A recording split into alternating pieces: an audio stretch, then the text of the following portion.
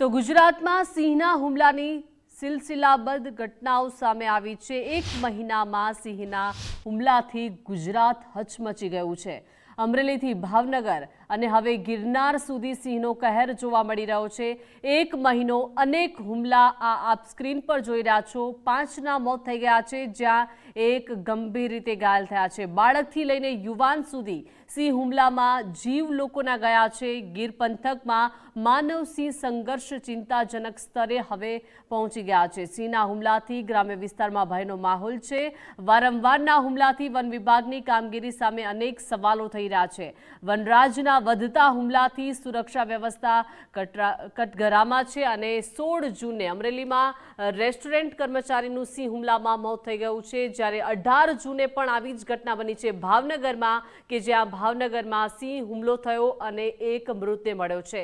24 જૂનની વાત કરીએ, 24 જૂને ચતુરી ગામમાં 5 વર્ષના બાળક પર હુમલો કરવામાં આવ્યો અને બાળકનું મોત થઈ ગયું છે। 6 જુલાઈએ ગરાજિયામાં પણ માલધારી પર હુમલો કરવામાં આવ્યો। ગંભીર રીતે તેઓ માલધારી ઘાયલ થયા છે। 8 જુલાઈએ લીલિયામાં યુવકનું સિંહના હુમલામાં મોત નીપજ્યું, જ્યારે 11 જુલાઈએ ગિરનાર પર 12 વર્ષના બાળકને સિંહ ખેંચી ગયો। એટલે કે સિંહ ખેંચી ગયા બાદ જંગલમાંથી બાળકના અવશેષો મળ્યા છે। આ વિવિધ ઘટનાઓ છે।